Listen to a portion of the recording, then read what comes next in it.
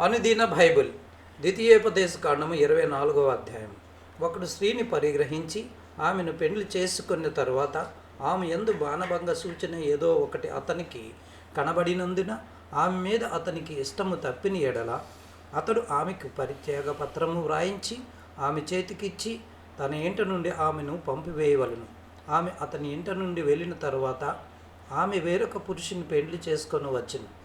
ఆ రెండవ పురుషుడు ఆమెను వల్లక ఆమెకు పరిత్యాగ పత్రము వ్రాయించి ఆమె చేతికిచ్చి తన ఇంట నుండి ఆమెను పంపివేసిన ఎడలనేమి, ఆమెను పెండ్లి చేసుకున్న పిమ్మట ఆ రెండవ పురుషుడు చనిపోయిన ఎడలనేమి, ఆమెను పంపివేసిన ఆమె మొదటి పెనిమిటి ఆమెను పెండ్లి చేసుకుంటకే ఆమెను మరలా పరిగ్రహింపకూడదు. ఏలయనగా ఆమె తన్ను అపవిత్రపరచుకొనెను.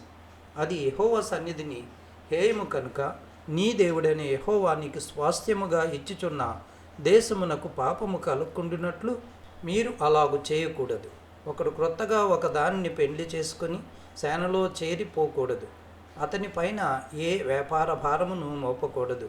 ఏడాది వరకు తీరికగా అతడు తన ఇంట ఉండి తాను పరిగ్రహించిన భార్యను సంతోషపెట్టవలను. తిరగటి మీద దిమ్మనైనను తాకట్టు పెట్టకూడదు. అది ఒకని జీవనాధారమును తాకట్టు పెట్టినట్టే.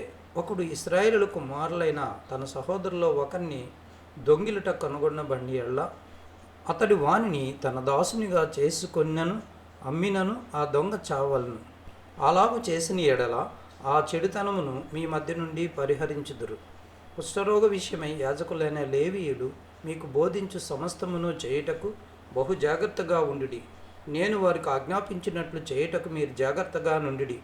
మీరు ఐగుప్తులో నుండి వచ్చినప్పుడు త్రోవలో నీ దేవుడైన యెహోవా మిరియామునకు చేసిన దానిని జ్ఞాపకం ఉంచుకొనుడి. ఈ పొరుగువానికి ఏదైనను నీవు ఎరువిచ్చిన ఎడల అతని యొద్ద తాకట్టు వస్తువు తీసుకొనుటకు అతని ఇంటికి వెళ్ళకూడదు. నీవు బయట నిలవవలను. నీవు ఎరువిచ్చిన వాడు బయటనున్న నీ యొద్దకు ఆ తాకట్టు వస్తువును తెచ్చి ఇచ్చును. ఆ మనుషుడు బీదవాడైన ఎడల నీవు అతని తాకట్టును ఉంచుకొని పండుకొనకూడదు.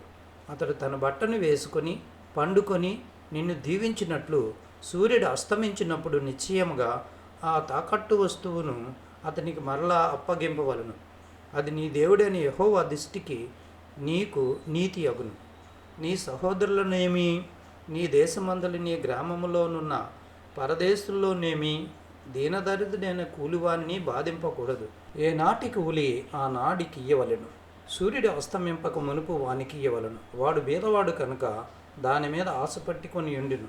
వాడి నిన్ను బట్టి యెహోవాకు మొర్రపెట్టినేమో అది నీకు పాపమగును. కుమారుల దోషమును బట్టి తండ్రులకు మరణశిక్ష విధింపకూడదు. తండ్రుల దోషమును బట్టి కుమారులకు మరణశిక్ష విధింపకూడదు. ఎవని పాపము నిమిత్తము వాడే మరణశిక్ష నందును.